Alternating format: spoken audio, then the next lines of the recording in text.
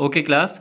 तो हम जैन धर्म को देख रहे थे। प्राचीन भारतीय धर्म की ये जो वीडियो सीरीज चल रही है एंशिएंट इंडिया के अंतर्गत, अब इसी क्रम में हम आगे बढ़ेंगे, जैन धर्म को और अच्छे से एक्सप्लोर करेंगे आगे। ठीक है, और आज जैन धर्म को मैं कंप्लीट कर दूंगा। फिर नेक्स्ट जो वीडियो आएगी वो बौद्ध धर्म के ऊपर आएगी और उसको भी हम कंप्लीट कर देंगे। चलिए देखते हैं। पंचव्रत। महावीर स्वामी ने अपने अनुयायियों को 5 शिक्षाओं के पालन पर बल दिया था। ठीक है, कि 5 शिक्षाओं को फॉलो करना है। ठीक है, अब वो शिक्षाएं क्या थी देखो। पहला था सत्य, सत्य बोलना है, प्रिय बोलना है, धर्म वार्ता करना ही सत्य है। ठीक है, धर्म पे मतलब ज़्यादा फोकस्ड रहना है। अहिंसा, अहिंसा यानी कि प्राणी मात्र पर दया करो और किसी भी जीव की हिंसा नहीं करना। ठीक है। अपरिग्रह, अपरिग्रह का अर्थ उन्होंने बताया था कि धन का संचय नहीं करना है। ठीक है। अस्तेय, अस्तेय का अर्थ था चोरी नहीं करना। और ब्रह्मचर्य यानी कि संयमपूर्ण जीवन को जीना। तो ये महावीर स्वामी ने अपने शिष्यों को 5 शिक्षाएं दी थी।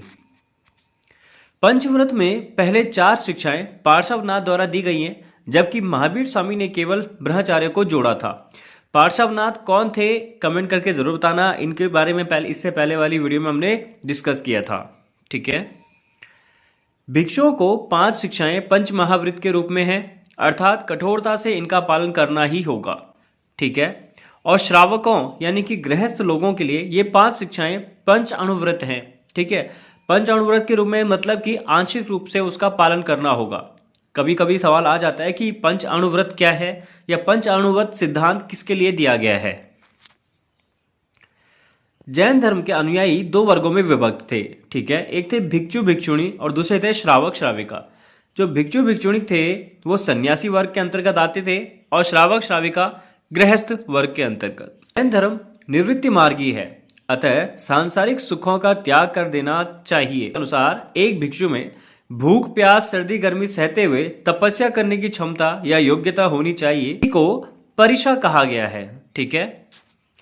जैन धर्म में श्रावकों को निर्देश दिया गया है कि यदि वे किसी महान संकट से छुटकारा पाने में असमर्थ है तो उन्हें भोजन पानी का त्याग करना तथा प्राणों का अंत कर देना चाहिए। इसे ही जैन धर्म में संलेखना कहा गया है। जैन धर्म के अनुसार विश्व शाश्वत है, यह अनेक चक्रों में विभक्त है। प्रत्येक चक्र में 2 अवधियां होती हैं।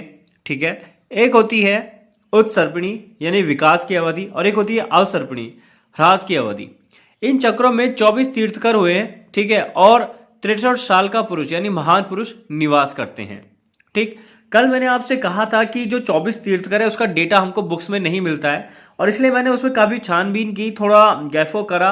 तो मैं लास्ट में इस वीडियो के एंड में आपको 24 तीर्थकरों के नाम और उनके जो चिन्ह थे वो क्या है वो भी आपको बता दूंगा।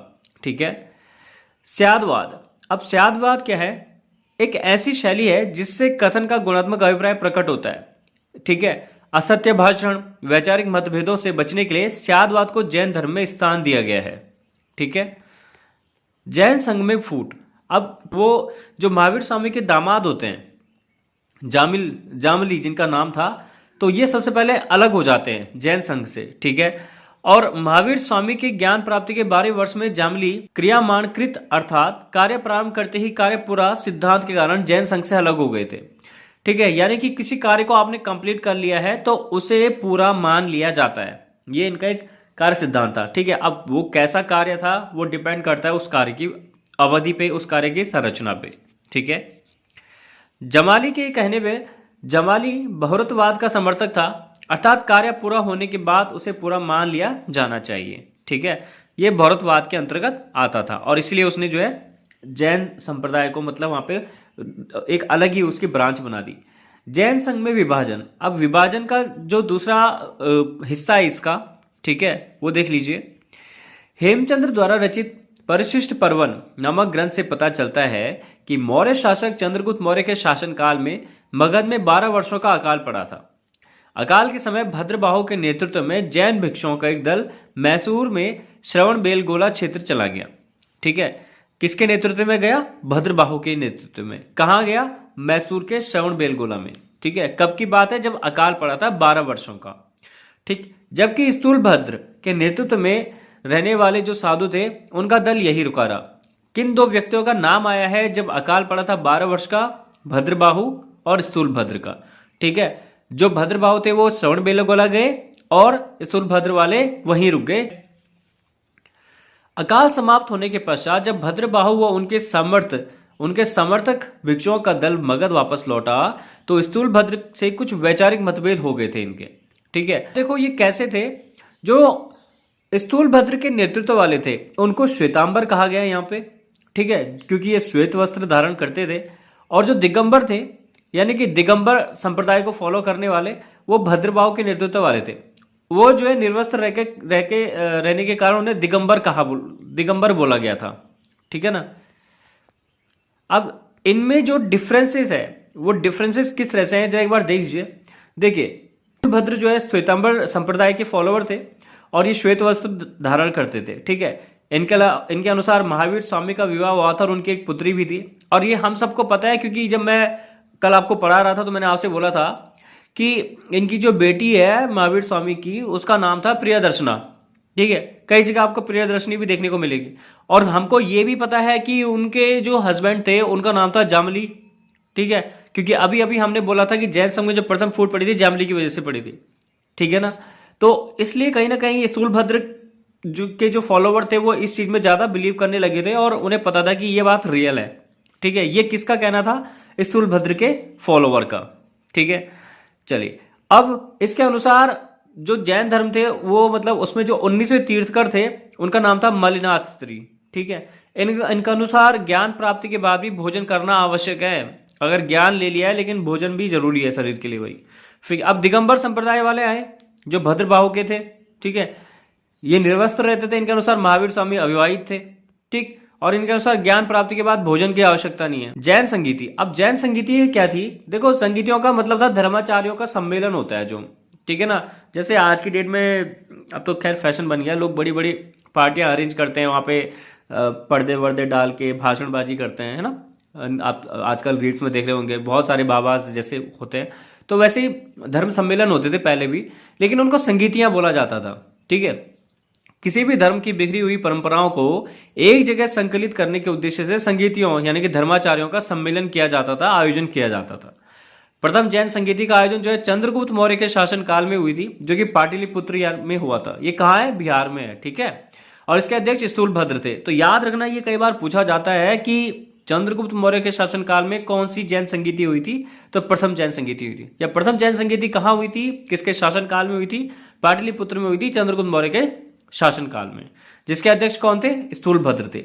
ठीक है, अब वहीं पे क्या होता है, जो द्वितीय जैन संगीति होती है आपकी, वो वल्लभी में होती है। ये गुप्त काल के समय में होती है और इसके जो अध्यक्ष थे वो देवराधीन थे। ठीक है, क्षमाश्रम इसको मतलब कहा जाता है। ठीक है ना। अच्छा, इसके अलावा जैन साहित्य भी था। साहित्य में कुछ ज्यादा क्वेश्चन तो है नहीं, लेकिन जैन आगम सर्वोपरि आगम का अर्थ है सिद्धांत। ये कई बार पूछे थे सर्वोपरि आगम का अर्थ क्या है, तो उसका अर्थ है सिद्धांत से। ठीक है, अब इसके अंतर्गत जो है 12 अंग थे इसके जैन आगम के। ठीक है, 12 अंग, 12 उपांग, 10 प्रकीर्ण, 6 छेदक, छेद सूत्रक और एक नंदी सूत्र था इनका। एक अनियोग द्वार था और 4 मूल सूत्र थे इनके। ठीक है, अच्छा, अब जो इनके अन्य प्रमुख ग्रंथ थे, आचारंग सूत्र में इसमें जैन भिक्षुओं के आचरण संबंधी नियम संकलित थे कि उनका आचरण कैसा होना चाहिए। फिर एक भगवती सूत्र था जिसमें महावीर स्वामी ने जीवन एवं क्रियाकलापों का वर्णन किया था। ठीक, अच्छा, एक था तुम्हारा नया धम्मक सूत्र में क्या था कि महावीर स्वामी की शिक्षाएं संकलित थी। अंतगण दशा औसुक्त, इसमें जो है प्रमुख भिक्षुओं के निर्वाण प्राप्ति का वर्णन है। निर्वाण क्या होता है ये मैंने कल आपको बताया था कि जिसको हम मोक्ष कहते हैं। हमने बोला था ना, जो हिंदू धर्म में अगर हम 16 कर्म कांड पढ़ते हैं तो अंतिम जो होता है अंतिम संस्कार वहां पे होते हैं ना, जो परिवारजन होते हैं या रिश्तेदार होते हैं, बेटा होता है, वो क्या करता है? पिंडदान करते हैं, है ना, निर्वाण के लिए। सेम वही चीज यहाँ पे जैन धर्म में निर्वाण के नाम से है। ठीक है, अच्छा, फिर आते तुम्हारे भद्रबाहु इनके द्वारा रचाया कल्पसूत्र और हेमचंद्र इनके द्वारा रचा परिशिष्ट पर्वन। ठीक है, ये ग्रंथ है इनके भाई, इंपॉर्टेंट है, पूछे जाते हैं कई बार। ठीक, सभी ग्रंथ प्राकृत और अर्धमागधी भाषा में ही लिखे गए हैं। ठीक है, किसके? जैन धर्म के। अब मैं आपसे जो कह रहा था डेटा जो नहीं था वो मैंने थोड़ा छानबीन करके बनाया है। ठीक है, जैन तीर्थकर और उनके प्रतीक चिन्ह थे। सबसे पहले कौन थे? ऋषभ देव थे। ठीक है, आदिनाथ इनको कहा गया है। वृषभ बैल इनका प्रतीक चिन्ह था। फिर एक अजीतनाथ आए सेकंड नंबर पे, हाथी गज इनका चिन्ह था। फिर वही संभवनाथ आए, अश्व घोड़ा। अभिनंदनाथ ये आए, इनका कपि बंदर जो है इनका चिन्ह था, ठीक है। और सुमतिनाथ क्रॉच कौवा, ठीक है। पद्म प्रभु पद्म यानी कि कमल। सुपार्श्वनाथ स्वास्तिक इनका चिन्ह था। और चंद्र प्रभु चंद्रमा इनका चिन्ह था। इसके अलावा पुष्पदत्त, सुविधिनाथ भी इनको बोला जाता है। क्या बोला जाता है? सुविधिनाथ। और मकर मगरमच्छ इनका चिन्ह था वही। शीलनाथ श्रीवत्स इनका जो है आशीर्वाद का सूचक हाथ, ठीक है, जैसे कांग्रेस का हाथ है ना, बिल्कुल वैसे ही, ठीक। श्रेयासनाथ इनका चिन्ह था। वासुपूजनाथ महिष भैंस इनका चिन्ह था। विमलनाथ वाराह। अनंतनाथ शेन गरुड़, ठीक है। इसके अलावा धर्मनाथ वज्र, ठीक है। शांतिनाथ मिग्र और कुंथनाथ का अज, ठीक है। अब ये सारे नाम क्यों बता रहा हूं? क्योंकि हो सकता है इनके मिल जाए कहीं, वैसे तो नहीं पूछे जाएंगे। सिर्फ पहला 23वां और 24वां तीर्थकर ही पूछा जाता है, ठीक है ना। चलिए, आरनाथ ये मीन, ठीक है, मछली जिसको हम बोलते हैं। मलिनाथ कलश। और मुनिसुरवत इनका कुर्म था, कुर्म यानी कि कछुआ, ठीक है। नेमिनाथ नीला कमल। अरिष्टनेमि शंख। पार्श्वनाथ सर्पफण, सांप का फन जिसको हम कहते हैं, ठीक है। और महावीर स्वामी इनका क्या था? शेर था। ये सारे इनके चिन्ह थे, ठीक है। तो ये हमारा जैन धर्म था यहाँ पे, जो मैंने कंप्लीट कर दिया है। अब जो है हम आगे बौद्ध धर्म को देखेंगे और लास्ट में उसको भी हम कंप्लीट कर लेंगे, ठीक है। फिर हम जो है मगध की तरफ चलेंगे, ठीक है। मौर्य साम्राज्य को पढ़ना शुरू करेंगे, मगध का उत्कर्ष पढ़ेंगे, महाजनपदों का उदय, ये सारी चीजों को हम कवर करते जाएंगे। तो चलिए, इस वीडियो में इतना ही। धन्यवाद।